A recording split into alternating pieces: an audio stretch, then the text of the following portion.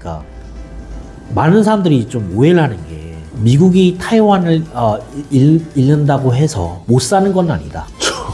그 얘기는 뭐냐면은 그 얘기가 결국 이제 타이완과의 이제 갈등에서 미국의 개입은 이제 진짜 3차 세계 대전을 감안한 거잖아요. 중국의 핵무기 숫자도 지금 계속 늘어나고 있는. 그런데 타이완이 계속 그렇게 자기 역할을 안 해주고 핵 공격도 가능할 수 있는 상황에서는 최악의 상황을 피하기 위해서 타이완 버릴 수 있다.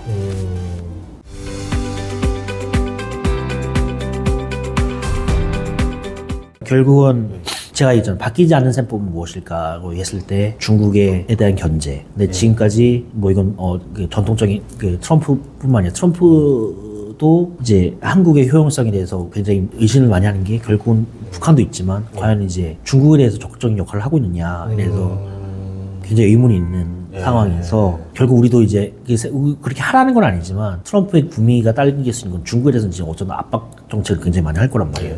지금 한국 언론에서는 지금 강구하고 있는 상황이 있는데 제가 제 책에도 이제 미사일 사거리 해제 얘기를 했잖아요. 그 미사일 사거리 해제 트럼프 문재인 때 했던 것이 사실은 자주권이 아니다. 그 전에 이제 INF 조약 탈퇴하면서 미국은 영내 중거리 미사일 배치하겠다고 했고 존 볼턴은 그 후보지로 한국, 호주, 그다음에 일본을 거론했는데 이게 논란이 되니까 백악관에서는 진정하면서 아직 우리 개발도 안 했다. 나중에 이제 후보지 정했다 얘기를 했는데 근데 이제 개발 기간이 보통 4, 5년 걸리거든요. 그러니까 그 동안 한국의 미사일 사거리 해제를 하면서 이미 사거리 해제 제한 전에도 이미 북한 지역은 다 커버가 됐어요. 우리는. 근데 왜 해제해주고 중국에 대해서 이제 우리가 지금 그 중거리 미사일 개발할 동안 니네가 알아서 이제 그 실전 배치해서 중국에 대해서 억제 역할을 해. 이거였단 말이에요. 트럼프 때. 근데 지금 이제 얘기했지만 중거리 미사일 개발이 끝났어요. 그리고 지난 여름부터 독일하고 필리핀에 이제 배치 시작했거든요. 이거는 트럼프 1기의 숙제가 이제 나온 거죠. 그런 거에서, 물론 이제 한국의 선택이겠죠. 자주적인 국가니까. 근데 만약에 중거리 미사일 배치에 대해서 적극적으로 한다고 했을 때, 그거는 이제 중국에 대한 반발을 우리가 감안을 하면서. 저번에 사드 때처럼? 네.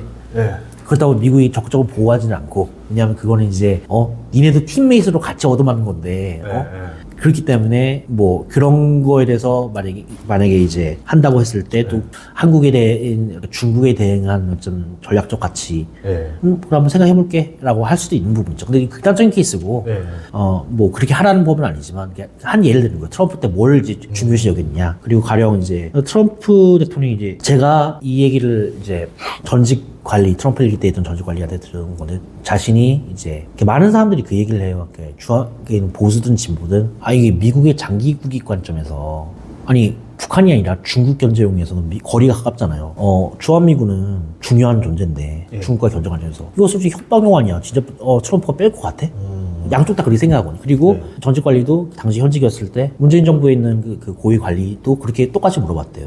이거 그냥 협상용 아니냐고, 협박용 아니냐고. 그때 그 관리는 지금 이제 퇴직을 했고, 그때 얼마 전에 이제 통화를 했는데 그 얘기를 하는 겁니다. 트럼프 갖고 장난치지 말라고. 왜냐면 트럼프는 진짜로 주한미군 뺄 생각 갖고 있다고. 그런데 에스퍼 때도, 에스퍼가 그래서 그렇게 말렸다는 게 다음 2기 때 한번 생각해 보시오. 왜냐하면 제가 그 논리를 들었어. 왜 그렇게 생각하냐면은 트럼프 입장에서는 주한미군이 지금 한국이 이제 일본 같은 경우는 이제 미국의 미사일 방어망이 완전히 통합이 돼 있어요. 그렇기 때문에 뭐 그래도 위험하긴 한데 그래도 그 취약성이 좀 덜하다는 부분도 있고, 그래서 지금 TSMC 공장을 구마모토로 옮긴 것도 왜 한국이 아니라 구마모토냐? 그건 이제 미사일 방어망 미국이 완전히 통합돼 있기 때문에 그런 건데, 한국은 어쨌든 그 사드 3불 정책 나오면서 그 중국한테 약속했던 게 미국의 글로벌 미사일 방어망에 이제 편입하지 않겠다는 약속을 했잖아요. 그런 측면에서 봤을 때 이제 그래서 이제 트럼프는 이제 사드 배치에 대해서도 굉장히 이제 왜 이거 우리 돈 내고 해야 돼? 이러면서 했는데, 그런 이제 주한미군에 대해서는 liability, 그러니까 연루, 그러니까 미군이 죽게 되면은 어쨌든 이 십자포화에서 죽게 되면은 미국이 개입할 수밖에 없는데 그런 허리를 마련두고 싶지 않은 겁니다. 인계철선, 그렇죠. 뭐냐면은 트럼프의 생각은 한미 동맹에서 아쉬운 거는 한국이지 미국이 아니다. 그리고 주한미군 철수에도 한미 동맹은 유지될 수 있는 거고. 아니면 바지가랑이를 잡을 사람은 한국이지 미국은 아니다. 그런데 그래서 우리가 굳이 이렇게 인계철선 역할을 하면서 그리고 참고로 이제 보통 미국 사람들 인계철선만을 굉장히 싫어합니다. 예, 총알바지라는 얘기죠. 그렇죠. 인질 잡아놓는다는 예, 거 아니에요. 예. 그거에 대해서 이거는 맞다는 얘기가 아닙니다. 왜냐하면 전직 관리들은 뭐 공화당이 있든 트럼프이든 어쨌든 장기적인 관점에서는 그럼에도 불구하고 주한미군 있는 게 우리 자기 국익에 도움이 된다고 생각하지만 트럼프의 인식이 그랬다라는 거죠. 근데 지금은 트럼프 이기는 이제 재선에 대해서 신경 쓸 필요 없어요. 그리고 관료 수총도 예고를 했단 말이에요. 그러니까 정말 충원을 가지고 미국의 장기 국익 관점에서 얘기할 수 있는 사람이 과연 있을 것인가. 그런 사람들은 저항하면 잘릴 텐데 라고 했을 때는 이제 주한미군 가지고 이제 어떻게 보면은 뺀다고 했을 때 오히려 뺄 수 있어 라고 했다가 진짜 뺄 수 있는 상황이 될 수 있는 거죠. 지금은 환경이 많이 달라졌습니다. 트럼프는 자기 마음대로 할 수 있는 그게 미국의 국익에 도움이 될 것이라는 건 다른 문제인 것이고 적어도 자기 때의 어떤 레거시를 만들기 위해서는 그렇게 할 수도 있다. 그러면 어쨌든 이 종합적인, 아까 말했던 그 종합적인 딜 관점으로 보자면은 일기 때와 지금과 다른 점 중에 하나가 뭐냐면 지금 군함 문제가 많이 나잖아요. 미국도 군함 수리 능력도 뭐 상태도 안 좋고 제조용 능력도 안 되는데 그거를 하려면은 아마 조선소가 잘 돌아가는 데가 이제 한국이랑 일본밖에 없는 상황에서 한국이 이제 뭐 미국의 조선소를 뭐 군함 조선소를 인수해서 군함 제조를 해준다던가 이런 식으로 해서 좀 그게 좀 어떻게 보면 좀 딜에 좀 들어갈 수 있을까요? 그렇죠. 근데 그러니까 이거 관해서 이제 한국 언론에서 많이 좀 아쉬운 부분이 있었다면은 그러니까 아까 얘기했던 것처럼 한국 기업이 이제 미국 조선소를 사는 거 리쇼링이죠. 그거는 뭐 이렇게 트럼프하고 맞는 오히려 그걸 요구하는 거고 많은 미국 정부 국방부 관계자가 한국의 조선 능력을 알고 있고 그리고 이제 포항이나 이쪽에 이제 조선소, 울산 이쪽에 고려를 안 해본 게 아니에요. 가장 근데 문제가 되는 게 뭐냐? 제가 사실 미국 국무부 초청으로 요코스카 공군기지하고 오키나와 공군기지 방문했어요. 근데 일본 이제 정부 관계자가 이제 설명하는 거 자기네들 홍보할 때 그 요코스카 요코스카 그 항구는 참고로 군항은 우리 캠프 오브 프리가 평택기지가 해외에 있는 미군 기지 중에 가장 최대의 기지라고 한다면은 미 해군이 보유하고 있는 가장 큰 원정 전진 기지가 요코스카입니다. 그때 일본이 얘기했던 자기네들께 부담 분담 관점에서 그러니까 우리는 이 대부분 그 조선 그러니까 뭐냐면은 이제 미국의 항공모함에 대해서 수리할 수 있는 해외 원정 기지가 일본 요코스카 유일하거든요.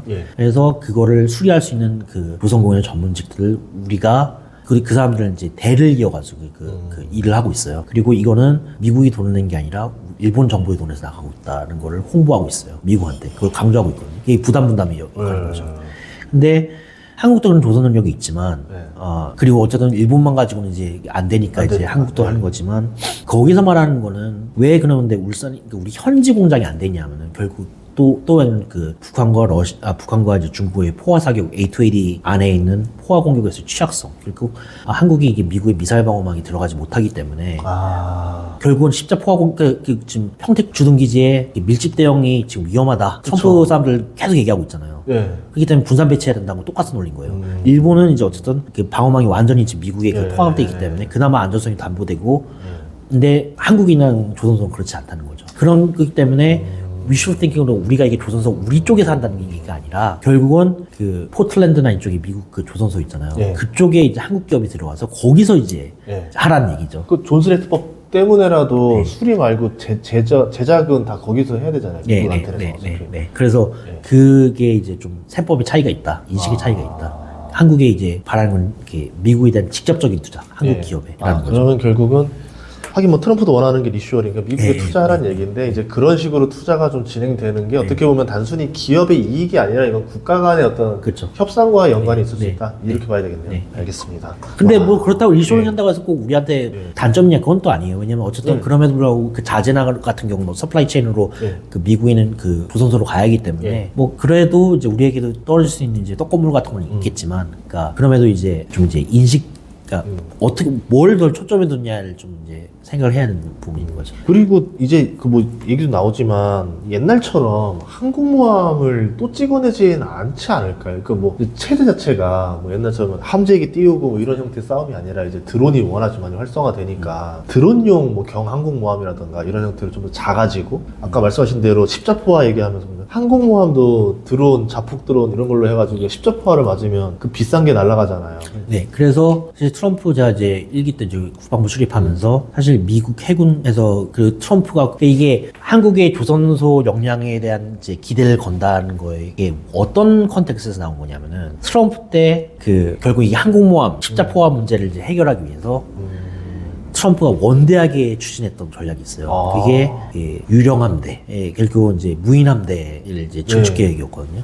물론 다 항공모함 완전히 이제 대체한다는 건 아니지만 혼성 부대인 거죠. 그래서 이제 값도 싸고 무인함대를 이용해가지고 이제 어떻게 보면 이제 양적으로 이제 싸기 때문에 대량을 찍어낼 수 있잖아요. 그리고 설사 격침이 된다고 하더라도 그렇게 큰 손해가 있는 것도 아니고 그런 식으로 이렇게 하려고 원대한 계획을 짰는데 그걸 이제 그래서 다시 그걸 이제 바이든 때 이제 예산 너무 많이 든다고 잘라버렸어요. 그러니까 트럼프 입장에서는 그것 때문에 굉장히 열받아 있는 상황이거든요. 그래서 다시 복원할 거예요. 그 계획은 다시 돌아오는 거기 때문에 그 연장선에서 얘기합니다. 그렇기 때문에 이제 그 소위 말하는 트럼프 때의 그 1기 때의 그 유령함대 계획은 다시 복권될 가능성이 크다. 그러면 만약에 트럼프 임기라는 기간을 생각했을 때 만약에 지금부터 뭐 한국이 미국의 조선소 인수해서 뚝딱뚝딱 하면 시간이 너무 오래 걸릴 거고 자기 임기 내에서 완성은 어려운 일이 될 거고 그러면 아까 말씀하신 제일 빠른 방법은 그냥 한국의 조선소에서 찍어내는 방법이 있을 건데 그러려면 또 보호가 안 된다라고 하면은 예를 들어 뭐 우리나라 저쪽 뭐 거제랑 울산만 있으니까 여기까지만 딱 미사일 방어를 좀 더 확장할 수도 있잖아요. 그러니까 이거는 뭐냐면은 트럼프는 이제 갑의 입장인 겁니다. 그러니까 결국은 우리가 창조적으로 뭘 제시하느냐를 할 수 있는 부분인 거죠. 가령 근데 결국은 미국은 이제 양자택일 제가 그렇게 가라는 건 아니지만 결국 트럼프의 구미를 땡기려고 하면은 우리가 어쨌든 우리의 경제적인 이제 중국에 대한 보복을 감수하면서도 미국의 글로벌 미사일망에 들어갈 것이냐 그런 결정을 한다면 트럼프 입장에서는 거래적으로 했을 때는 왜냐하면은 미사일 방어망에 들어간다는 거는 이제 미사일 방어와 관련된 이제 방산 로키드 마틴 못해가지고 이지스어쇼 만드는 그런 그 산업들 있잖아요. 그쪽은 혜택을 받는 거죠. 거기도 이제 어떻게 보면 미국의 산업에 그런 프로젝트 같은 걸 했을 때 결국은 이제 트럼프 입장에서는 거래적으로는 괜찮네라고 생각할 수 있는. 그러니까 그거는 뭐냐면은 우리가 제안하는 게 아니라 그러니까 이게 특히 얘기하지만 트럼프 입장에서는 객관식 그러니까 그거는 트럼프가 제안하는 게 아니라 니네가 알아서 가져와봐. 그래서 내가 그거에 대해서 이제 평가해줄게. 라는 이런 포지션인 겁니다. 우리나라 예전에 FTA 협상할 때 진짜 열심히 했지만 그래도 미국이란 나라 협상이 정말 잘하더라고요. 막 질질 끌면서 정말 괴롭히더라고요. 더 할 거 아니에요, 트럼프. 그럼 우리나라에서 그 협상 능력 뭐 보셨을 때 끌려다닐 것 같으세요? 아니면 어떻게 좀 잘 능수능란하게 할 수도 있다고 보세요?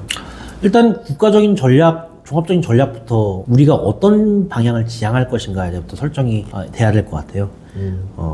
그러니까 뭐냐면은 이거예요. 그러니까 제가 이렇게 아까 좀 뭐 그 계엄이나 이제 탄핵에 대해서 괴급 좀 이제 살펴보려고 하는데 그냥 어쨌든 이때 이걸 계엄을 해가지고 우리가 놓쳤던 기회를 객관적으로 얘기했던 거고 그렇다고 해서 이제 야당 쪽에서는 그렇다고 잘했느냐 그게 아닌 게 이제 탄핵 소추 처음에 그 탄핵 소추 안에 그 윤석열 외교를 부정한 발언 특히 그 문구에 들어갔었죠. 그러다가 이제 미국 쪽 VOA에서 사실 그거 보도한 다음에 한국 언론이 다 이제 하면서 이제 그리고 미국 정부도 격앙된 반응이요. 그러면서 이제 2차 탄핵안에는 이제 삭제가 됐는데 그게 뭐냐면 결국은 윤석열 정부의 외교가 그 반북 반중 그리고 친미 그리고 반럴 하면서 전쟁의 위험을 높였고 그다음에 그 일본과 이제 친일을 하면서 그런 국익에 반했다 이게 탄핵 사유를 들어갔잖아요. 근데 걔가 얘기했잖아요. 그 거대 패권 경쟁에서는 그 트럼프가 된다고 해서 중국에 대해서는 특히 바뀌지 않았어요. 그런 상황에서 만약에 이제 정권이 바뀐다고 했을 때 이미 우리는 협상 카드를 보여주고 가는 거죠. 그리고 설사 우리가 그걸 삭제했다고 해도 이미 미국 다 알아요, 그걸. 그런 상황에서 어떻게 보면 설사 그게 본심이라고 해도 그거를 이제 외부에 이제 유출하는 했기 때문에 우리의 어떤 전략적 공간을 잃게 됐다라는 부분에서는 좀 아쉬운 부분이 있습니다. 그럼 결론적으로 얘기하면 내년에 좀 한국이 좀 고생을 좀 할 수도 있다. 한국뿐만 아니라 일본도 그렇고 지금 동맹들은 다 고생을 합니다. 그러면 저기 옆 나라 대만은 좀 어떻게 될 것 같아요? 트럼프는 의외로 대만을 중요시 안 여긴단 말을 또 해가지고. 중요시 안 여기는 게 아니라 굉장히 빡쳐 있죠. 오히려 그러니까 방위분담 우리는 이제 동맹이 방위분담금 주둔 미군이 있잖아요. 예. 근데 제가 봤을 때는 트럼프가 가장 먼저 압박할 거는 사실은 한국이 아니라 지금 대만을 먼저 압박할 수도 있어요. 왜냐하면은 이제 트럼프 1기 때 초창기에는 이제 그 대만이 그래서 이제 그 어떤 친하게 지고 대만이 그 외교를 잘했어요. 그래서 예. 트럼프 구호 살리면서 이제 무기도 많이 받았고 이제 중국과 견제하는 위해서 스트롱한 스탠스를 갖고 있었는데 이제 민주당 되면서 민주당이 계속 하면서 지금 상황은 어떤 상황이냐면은 이제 공화당 쪽의 인식은 뭐냐면 그 트럼프 인식은 뭐냐면은 너네가 지금 한국도 이제 북한과 하는데 요즘 3% 이상 지금 GDP 투자하는데 그건 북한이다. 우리에게는 1순위 기업도 아닌데 너는 지금 우리의 1순위 기업이라고 생각하는 중국과 하는데 2% 미만을 좀 투자해? 지금 니 미쳤냐? 라고 생각하는 겁니다. 니네 최소 9%는 올려야지. 근데 지금 너네 지금 어쨌든 그 민주당이 또 대내 정치 때문에 굉장히 세게 나가고 있잖아 중국에 대해서. 그 지금 싸움 거는 건 네가 지금 싸움 걸면서 그 니네 지금 준비 투자는 그만큼 하고 있어? 에 대해서 굉장히 지금 열받아 있는 상태입니다. 투자를 해야지. 네. 결국 이제 긴장 관계 이제 조성해 놓고서 문제가 되면 결국 우리한테 다를 거 아니야. 내가 이긴 거지만 우리도 어쨌든 타이완에 대해서는 어느 정도 억제력을 하겠지만 미국 현에서 니네가 기본적으로 니네가 그 몸빵을 해야 돼. 거기에 우리가 플러스 알파를 해주는 거지. 그러니까 그런 부분에 있어서 트럼프도 그 대선 발언에서 그런 말을 많이 했었고 그런 말에서 굉장히 좀 압박 수위를 강조할 수 있고 그다음에 결국은 이제 트럼프의 인식인데 이건 한국에 대해서도 마찬가지지만 엘브리지 콜비 전 국방부 부차관보가 5월달에 이제 한국 왔을 때 저 인터뷰했던 분이라서 만나뵀어요. 근데 이제 그분이 이제 얘기했던 게 물론 그 사람의 생각이 트럼프를 반영하는 건 아니지만 그럼에도 이제 그나마 이제 가까이 공화동 쪽에 있던 사람 입장에서는 이런 말을 해요. 그러니까 많은 사람들이 좀 오해를 하는 게 미국이 타이완을 잃는다고 해서 못 사는 건 아니다. 그 얘기는 뭐냐면은, 그 얘기가, 아주 논리적으로 얘기해요. 뭐냐면은, 결국 이제 타이완과의 이제 갈등에서의 미국의 개입은, 이제 진짜 3차 세계대전을 감안한 거잖아요. 중국의 핵무기 숫자도 지금 계속 늘어나고 있어요. 그런데 타이완이 계속 그렇게 자기 역할을 안 해주고, 하면 계속 미국한테 이제 업어가려고 하는 입장이면은, 우리는 어쨌든 그 중국이 미국 본토에 대한 이제 핵 공격도 가능할 수 있는 상황에서는, 그런 상황이 계속 발생할 경우에는, 결국 이제 대통령의 판단에 나오겠지만, 그 최악의 상황을 피하기 위해서 타이완 버릴 수 있다. 그러면 당연히 미국의 장기국의 입장에서 뼈아픈 손실이고 그 다음에 어쨌든 타이완을 잃는다는 것은 이제 중국의 이제 대항함대로 나올 수 있는 거고 수출로도 막는 사태이긴 하지만 당장 이제 미국의 그렇다고 해서 그 경제는 손해가 되긴 하지만 그렇다고 못 사는 건 아니거든요. 그게 약간 그 엘브리지 콜비가 얘기하는 게 그게 그러니까 타이완에 대한 압박책으로 얘기한 건지는 모르겠어요. 그걸. 근데 일단 어쨌든 그 타이완 문제에 대해서도 그런 식으로 해갖고 이제 굉장히 압박을 많이 할 가능성이 큽니다. 방어선을 뒤로 물려봤자 미국 입장에서 방어선을 뒤로 물린 효과인 거고 네. 오히려 이 선에 있는 국가들한테 본때를 보여주는 거 될 수 있겠네요. 만약에 너희들 분담금 안 내면 나 이거 빼는 거 봤지? 이렇게도 할 수 있는 사람이야 라면서 더 많은 어떻게 보면 압박을 줄 수도 그럴 수도 있죠. 있는 거 협상용으로 쓸 수 있는 거네요. 어쨌든 본보기 차원에서는 세게 이제 태도 변경을 위해서 세게 때릴 거다. 나토도 마찬가지긴 아니지만. 그러면 우크라이나한테도 굉장히 열받았겠는데요? 돈 많이 줬잖아요. 그렇죠. 이제 공화당의 의지였고 그래서 내가 바로 휴전 종료를 하겠다고 얘기하는 거죠. 근데 문제는 트럼프의 얘기가 뭐 이제 24시간인가 48시간에 끝내겠다고 하는데 그건 사실 현실적으로 불가능하고 이게 레토릭으로서 빠른 시간에 내가 종료를 하겠다. 통살시켰다는 하는 건데 이제 그게 이제 여러 가지 변수들이 있고 그쵸. 물론 이제 대통령 의지 갖고 그렇게 할 수 있죠. 근데 결국은 그러니까 푸틴 같은 경우는 더 많은 걸 이제 미국한테 양보를 받아내려고 하는 거기 때문에 그리고 설사 그렇게 했다고 해서 그 휴전이라는 게 어떤 종이 조각 같은 거라서 결국 우크라이나에 대한 이제 안전 보장을 어떻게 할 것이냐 문제에 대해서 이제는 뭐냐면 미국 대선 공약이 아닙니다. 이제는 자기가 이제 전략을 짜야 되고 제시해야 되는 입장에서 이제 참모들은 많은 이제 머리를 굴리겠죠. 이게 이제 대통령은 방향성을 얘기하는 거고 이제 짜와야죠. 짜와야 되는데 이제 얼마나 현실적인가에 대해서는 그게 녹록하진 않다. 그럼에도 한다고 했을 때 어쨌든 트럼프는 자기 4년의 그 성과에 초점을 맞출 것이다.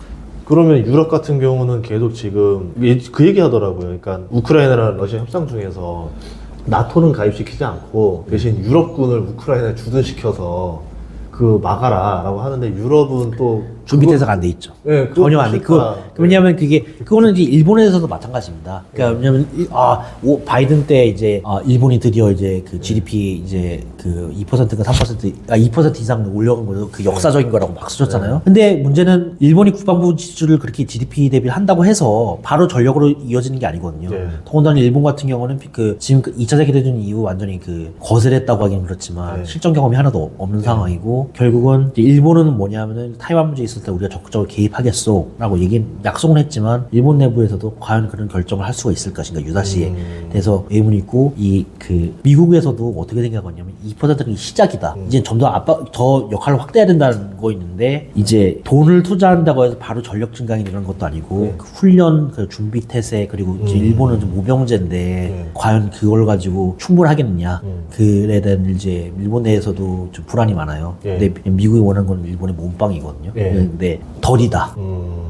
물론 이제 그 역사적 타부를 이제 넘어선 거는 우리가 높이 평가를 하지만 더 해야 된다라는 이제 관점이 있는 것이죠. 그러니까 시범 케이스가 필요한 걸까 아니면 알아서 자기들이 스스로 가져오게 해가지고 이 기준을 스탠다드를 만들어서 다 요 기준으로 다 통일시켜와 이렇게 할 건가 이제 어쨌든 그 관점이라는 거네요. 근데 미국 내에서도 이런 얘기가 있잖아요. 이번에 일론 머스크 했던 말이 F-35가 쓰레기다, 드론이 대세다 이런 말을 하면서 제가 느꼈던 건 이게 웬 생뚱맞은 말이야 라고 이제 느꼈는데 이게 그동안은 미국 내에서는 뭐 유인, 무인 뭐 이런 무기를 쓸 때 유인이 다 했었는데 지금은 좀 뭔가 흐름이 바뀌고 있고 새로운 군수업체가 등장하고 뭐 자기들끼리 막 뭐 이런 상황인 건가요? 아니요. 그건 아니고 이게 사실 그 보도를 저도 봤고 이제 국내 언론에서 어떻게 분석하는지 그 흐름을 좀 봤는데 국내 언론에서는 일론 머스크가 이제 경제 쪽으로 이렇게 하니까 군비 쪽에는 오히려 의외로 군비 증강 이쪽에는 반대하는 거 아니야? 이런 분석도 봤어요. 그 국내 주류 언론 얘기하는 거. 근데 진짜 이게 어떻게 보면 이제 역사적인 맥락을 이제 처음부터 이제 못 보기 때문에 나온 이렇게 단편적인 해석이고요. 그게 뭐냐면은 일론 머스크만 그렇게 얘기한 게 아닙니다. 지금 바이든 정부의 이제 찰스 브라운 공군 참모총장 국방부 출입했을 때 그 기자 그 간담회를 열었거든요. 거기서 사실은 이제 차세대 전투기에 대한 설계 컨셉이 완료가 됐다면서 자기가 자세하게 설명해 줄 수는 없지만 컨셉은 어떤 부분에 대해서 우리가 중점이 됐는지에서 얘기를 해요. 첫째, 쌓아야 된다. 대량 생산이 가능하고 쌓아야 된다. 그리고 그 기술 주기가 생명이 짧잖아요. 그러니까 새로운 기술이 뭐 예전에는 뭐 10년에 이제 한 번씩 기술이 나올 거면 이제는 그게 2년, 3년 이런 식으로 굉장히 빨리 바뀌고 있단 말이에요. 그러니까 거기에 대응할 수 있도록 조립형으로 만들어야 돼. 그리고 결국은 이제 중국도 이제 무인기를 굉장히 많이 생산하기 때문에 어떻게 보면은 저격을 당해도 아깝지 않아야 된다. 그러니까 항공모함 아까 말씀하신 거 똑같은 얘기인 거예요. 그 셈법이 그래 적용하기 때문에 이건 일론 머스크가 얘기한 게 아니라 이미 바이든 쪽에서 있는 국방부 쪽에서도 이전 장기적인 거에 따라 그리고 그 부분에서 이제 일론 머스크는 그걸 알고 있기 때문에 얘기하는 거예요. 그 차세대 이제 현대전이라는 거는 결국은 그러니까 미국이 F-22 랩터 아직도 세계 최강이잖아요. 근데 이제 단종했잖아요. 그 이유가 뭐냐면은 너무 비싸서 오는 거예요. 그러니까 F-22는 최신식 기술이긴 하지만 그거에 소위 말해서 그 투자 대비용 그러니까 투자한 금액을 뽑아 먹으려면은 적어도 한 30년, 40년 굴려 먹어야 된단 말이에요. 너무 비싼 거예요. 그렇기 때문에 그럴 바에는 차라리 짧게 해가지고 기술 주기를 많이 조립형을 해가지고 가령 이 무인기가 이 전장 지역에서는 좀 더 이제 레이더 탐지를 좀 더 긴 센서가 필요하다. 그럼 그걸 이제 바꿔 껴가지고 할 수 있는 기능. 근데 이쪽 전장 지역에서는 그게 필요한 게 아니라 스텔스 기능이 필요하다. 그러면 그걸 또 바꿀 수 있는 조립형으로 만든다는 거거든요. 그러니까 그런 관점에서 일론 머스크는 어쨌든 이제 결국 거대 패권 경쟁, 중국과 러시아의 경쟁에서 경제성을 효율성을 더 생각한다는 부분인 거죠. 그러니까 오히려 그렇게 하면서 F-22가 아무리 많다고 해도 그게 비싸잖아요. 그렇죠. 근데 그러면 이제 커버할 수 있는 그냥 엘브리지 콜비 트럼프의 이제 1기 때 국방 전략을 세웠던 사람도 똑같이 얘기를 해요. 결국 기회비용이거든요. 기회비용인데 이런 책에는 나오지만 재밌는 얘기를 해요. 그러니까 이게 제가 물어봤던 전략은 이제 중국하고 북한하고 굉장히 이제 거리가 가까이 있는데 계속 중국에 초점을 둬야 되고 북한은 우선순위 떨어진다고 얘기한다는데 근데 어떻게 보면 주한미군을 강화하는 게 북한에도 견제가 되고 중국에 견제하는 거서 어떻게 이게 제로섬이 될 수 있냐 했을 때 그 사람이 딱 대답하는 게 국방 예산이 한정돼 있고 국방 전략을 사는 데 있어서 제로섬은 당연한 거다. 총알은 그러니까 한 목표를 향해서 한 번만 쓸 수 있는 거지. 동시에 이 사람 죽이고 이 사람 죽이고 쓰는 건 아니다. 예. 또 전투기도 한쪽 지역을 나갈 수 있는 거지. 전투기가 뭐 분신술을 써가지고 두 그쵸. 군데를 동시에 나갈 수는 없는 예. 거고. 그렇기 때문에 기회비용을 따진다는 거는 결국 이제 그 스타크래프트를 얘기하는 예, 잘 알고 있습니다. 그 프로토스 같은 경우 예. 값비싼 유닛이지만 그 굉장히 그 그쵸. 성능 이게 굉장히 좋잖아요. 근데 문제는 이제 대량 생산에 그 돈이 많이 들어가기 때문에. 근데 이제 미국이 이제 커버해야 되는 게 그냥 뭐 유럽은 빼고 이렇게 인도 태평양 지역도 굉장히 넓은 상황에서 좀 더 이제 더 넓은 걸 그럼 이제 격추 위험도 좀 격추되더라도 어떻게 보면 이제 바로 이제 회복할 수 있는 탄력 회복성 측면에서는 이제 값을 따지기 시작했다는 거죠. 이게 물론 그렇다고 성능을 아예 이제 성능을 아예 떨어뜨리는 건 아니지만 네. 어느 정도 대량 생산을 할 필요가 있다.